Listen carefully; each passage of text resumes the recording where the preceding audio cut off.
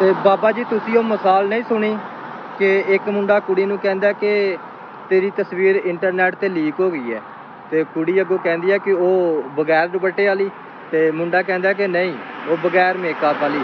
ਤੇ ਕੁੜੀ ਰੋਣ ਲੱਗ ਪੈਂਦੀ ਹੈ, ਕਹਿੰਦੀ ਹੈ ਕਿ ਮੈਂ ਲੁੱਟੀ ਗਈ, ਮੈਂ ਬਰਬਾਦ ਹੋ ਗਈ, ਕਿਉਂਕਿ ਮੇਰੀ ਮੇਕਅਪ ਤੋਂ ਬਗੈਰ ਤਸਵੀਰ ਇੰਟਰਨੈਟ ਤੇ ਵਾਇਰਲ ਹੋ ਗਈ ਹੈ। ਤੇ ਸਰਕਾਰ ਅੱਜ ਅਸੀਂ ਵੀ ਆਪਾਂ ਬੈਠੇ ਹੋਏ ਹਾਂ ਇੱਥੇ, ਦੇਖ ਸਕਦੇ ਹੋ ਤੁਸੀਂ, ਬਿਲਕੁਲ ਥੱਲੇ ਆਪਣਾ ਹੈਲਮਟ ਵਗੈਰਾ ਰੱਖਿਆ, ਸਾਹਮਣੇ ਪਾਣੀ ਦੀ ਬੋਤਲ ਨਾਲ ਚੁੱਕੇ ਦੀ ਹੈ। अस्सलामुअलैकुम, की हाल चाल है दोस्तों, सारे ठीक ने? उम्मीद करना कि सारे दोस्त ठीक। मैं तो अपना आसिफ भाई जा रहा है इंटरव्यू मारने वास्ते। देखो माशाल्लाह आसिफ भाई रेडी हो के आ गए ना, रेडी शेडी हो के आ गए हैं।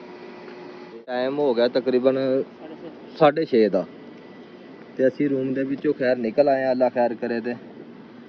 ਤੇ ਦੇਖੋ ਅੱਜ ਕੀ ਬਣਦਾ।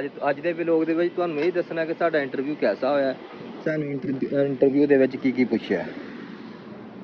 अल्हम्दुलिल्लाह बाबा जी, हम सप्लायर के बिल्कुल दफ्तर के सामने आके खड़े हो चुके हैं। ये देखें माशाल्लाह, ये वो बिल्डिंग है जिसमें वो सप्लाई वाला रहता है, जिसके साथ हमने इंटरव्यू करने के लिए जाना।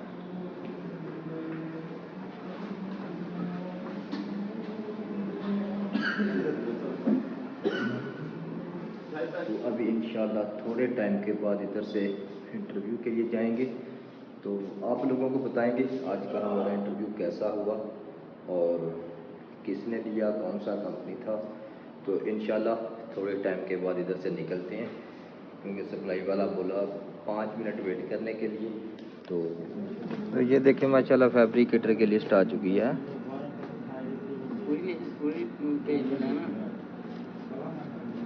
बांग्लादेश पाकिस्तानी आई हैं 2 बंदे 3 बंदे 4 होने हैं।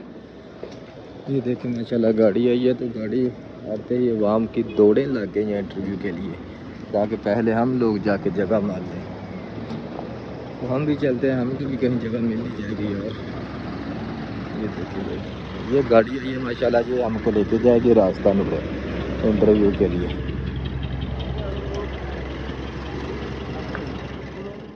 आ जाओ पीछे आ जाओ।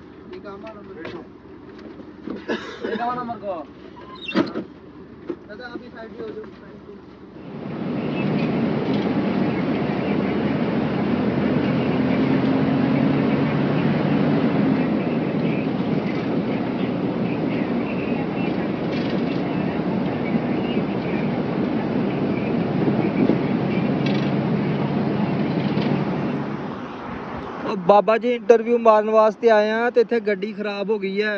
इतने गड्डी खराब हो गई है, गड्डी का AC खराब हो गया। तो इतने बंगालियों ने रश पाया, रश बहुत ज़्यादा बंगाली ने। जिन्हें भी तुहानू नज़र आ रहे हैं सारे बंगाली ने, बांग्लादेश की मखलूक है। ये 3-4 पाकिस्तानी ने, बाकी सारे बंगाली ने। तो गड्डी खराब हो गई है, तो इतने मेन रोड के उत्ते गड्डी वाला सानू उतार के तो चलिया फिर वापस गड्डी वर्कशॉप च लैके। ਤੇ ਆਉਣ ਦਾ ਕੋਈ ਟਾਈਮ ਨਹੀਂ ਦੱਸਦਾ ਪਿਆ ਕਿ ਕਿੰਨੀ ਦੇਰ ਤੱਕ ਆਉਣਾ ਹੈ। ਆਪਾਂ ਬੈਠੇ ਹੋਏ ਹਾਂ ਇੱਥੇ, ਦੇਖ ਸਕਦੇ ਹੋ ਤੁਸੀਂ, ਬਿਲਕੁਲ ਥੱਲੇ ਆਪਣਾ ਹੈਲਮਟ ਵਗੈਰਾ ਰੱਖਿਆ, ਸਾਹਮਣੇ ਪਾਣੀ ਦੀ ਬੋਤਲ ਨਾਲ ਚੁੱਕੇ ਦੀ ਹੈ। ਬਾਬਾ ਜੀ ਸਵੇਰ 6 ਵਜੇ ਦੇ ਇੰਟਰਵਿਊ ਮਾਰਨ ਵਾਸਤੇ ਨਿਕਲੇ ਤੇ ਰੂਮ ਦੇ ਵਿੱਚੋਂ, ਤੇ ਟਾਈਮ 10 ਦਾ ਹੋ ਗਿਆ, ਤੇ ਸਾਡੀ ਗੱਡੀ ਖਰਾਬ ਹੋ ਗਈ ਰਸਤੇ ਦੇ ਵਿੱਚ ਆ ਕੇ। ਤੇ ਇਹ ਦੇਖ ਸਕਦੇ ਹੋ ਤੁਸੀਂ ਬਾਬਾ ਜੀ, ਇਹ ਮੇਨ ਰੋਡ ਦੇ ਉੱਤੇ ਜ਼ਲੀਲ ਹੁੰਨੇ ਪਿਆ, ਰੱਜ ਜ਼ਲੀਲ ਹੁੰਨੇ ਪਿਆ, ਰੱਜ ਕੇ ਜ਼ਲੀਲੋ ਖਵਾਰ ਹੋ ਗਿਆ। ਤੇ ਬਾਬਾ ਜੀ ਤੁਸੀਂ ਉਹ ਮਿਸਾਲ ਨਹੀਂ ਸੁਣੀ ਕਿ ਇੱਕ ਮੁੰਡਾ ਕੁੜੀ ਨੂੰ ਕਹਿੰਦਾ ਕਿ ਤੇਰੀ ਤਸਵੀਰ ਇੰਟਰਨੈਟ ਤੇ ਲੀਕ ਹੋ ਗਈ ਹੈ, ਤੇ ਕੁੜੀ ਅੱਗੋਂ ਕਹਿੰਦੀ ਹੈ ਕਿ ਉਹ ਬਗੈਰ ਦੁਪੱਟੇ ਵਾਲੀ, ਤੇ ਮੁੰਡਾ ਕਹਿੰਦਾ ਕਿ ਨਹੀਂ ਉਹ ਬਗੈਰ ਮੇਕਅਪ ਵਾਲੀ। ਤੇ ਕੁੜੀ ਰੋਣ ਲੱਗ ਪੈਂਦੀ ਹੈ, ਕਹਿੰਦੀ ਹੈ ਕਿ ਮੈਂ ਲੁੱਟੀ ਗਈ, ਮੈਂ ਬਰਬਾਦ ਹੋ ਗਈ, ਕਿਉਂਕਿ ਮੇਰੀ ਮੇਕਅਪ ਤੋਂ ਬਗੈਰ ਤਸਵੀਰ ਇੰਟਰਨੈਟ ਤੇ ਵਾਇਰਲ ਹੋ ਗਈ ਹੈ। ਤੇ ਸਰਕਾਰ ਅੱਜ ਅਸੀਂ ਵੀ ਆ ਦੇਖੋ ਲੁੱਟੇ ਗਏ ਜੇ, ਬਰਬਾਦ ਹੋ ਗਏ ਜੇ।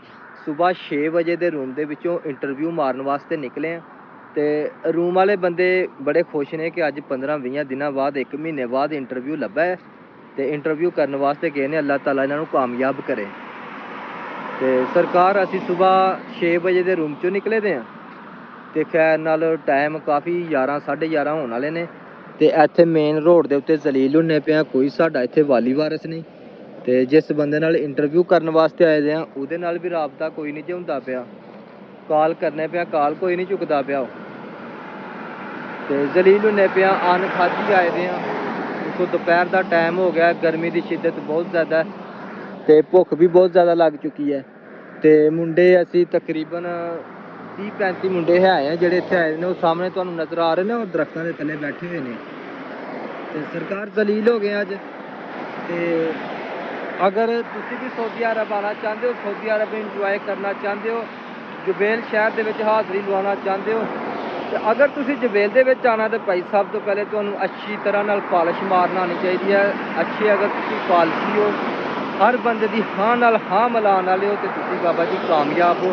ਤੁਹਾਨੂੰ ਦੁਨੀਆ ਦੀ ਕੋਈ ਤਾਕਤ ਨਹੀਂ ਰੋਕ ਸਕਦੀ।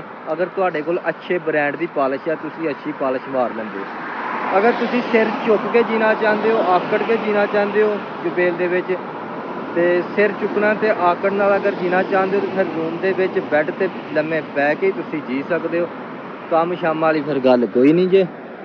ਤੇ ਇਹ ਸਾਡੀ ਸੂਰਤ ਹਾਲ ਜੀ ਆ ਦੇਖੋ ਜੀ। 1 ਘੰਟੇ ਤੋਂ ਇੱਥੇ ਆ ਕੇ ਜ਼ਲੀਲ ਹੁੰਨੇ ਪਏ ਆ ਮੇਨ ਰੋਡ ਤੇ। ਇਹ ਤੁਹਾਨੂੰ ਬੰਦੇ ਅੱਗੇ ਨਜ਼ਰ ਆ ਰਹੇ ਨੇ ਬੈਠੇ। ਮੈਂ ਥੋੜਾ ਜਿਹਾ ਕੈਮਰਾ ਜ਼ੂਮ ਕਰਕੇ ਦਿਖਾ ਦਿੰਦਾ। ਦੇਖੋ ਇਹ ਬੰਦੇ ਸਾਰੇ ਬੈਠੇ ਤੇ ਹੋਏ ਨੇ, ਬੰਦੂ ਭਾਈ ਨੇ, ਬੰਗਾਲੀ ਭਾਈ ਨੇ ਤੇ ਆਪਣਾ ਪਾਕਿਸਤਾਨੀ ਨੇ। ਕਾਫੀ ਦੇਰ ਤੋਂ ਇੱਥੇ ਬਹਿ ਕੇ ਜ਼ਲੀਲ ਕਰਦੇ ਨੇ।